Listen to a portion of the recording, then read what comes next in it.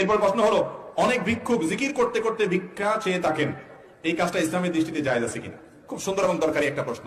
যত ভিক্ষুক আছে আমাদের দেশে, ভিক্ষুক বেশিরভাগই দেখা যায় নিজে নামাজ কালাম পড়ুক আর না পড়ুক, আল্লাহর নামে জিকির করতে করতে ভিক্ষা চায়, আছে না নাই? এটা সম্পূর্ণভাবে নাজায়েজ একটি কাজ, কারণ এটা হলো আল্লাহর দ্বীনকে, আল্লাহর জিকিরকে, ইবাদতকে বিক্রি করা। দ্বীনকে বিক্রি করে ভিক্ষা চাওয়া জায়েজ। এমনিতে ভিক্ষা চাওয়া ইসলামের দৃষ্টিতে কোনো প্রশংসনীয় কাজ না, মানুষের কাছে হাত পাতা ভালো জিনিস না।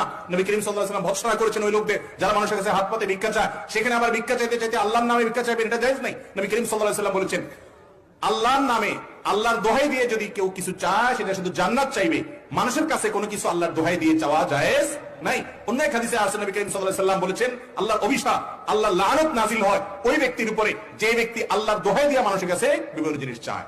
তাহলে যারা ভিক্ষা চান তাদের জন্য এটা করা জায়েজ নাই। আল্লাহর জিকিরকে আপনি অর্থ উপার্জনের মাধ্যম বানিয়েছেন, এটা জায়েজ নাই।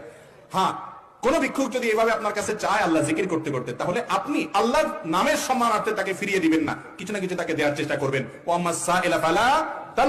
কেউ ভিক্ষা চাইলে নবী আল্লাহ তাআলার নির্দেশ হলো তাকে ধমক দিও না, আপনি তাকে সম্ভব কিছু দিবেন, আর না দিতে পারলে না থাকলে আপনার কাছে নাই। কিন্তু যে চায় তার জন্য আল্লাহর জিকির করতে করতে চাওয়া, আল্লাহর নাম নিয়ে নিয়ে চাওয়া, এটা জায়েজ নাই।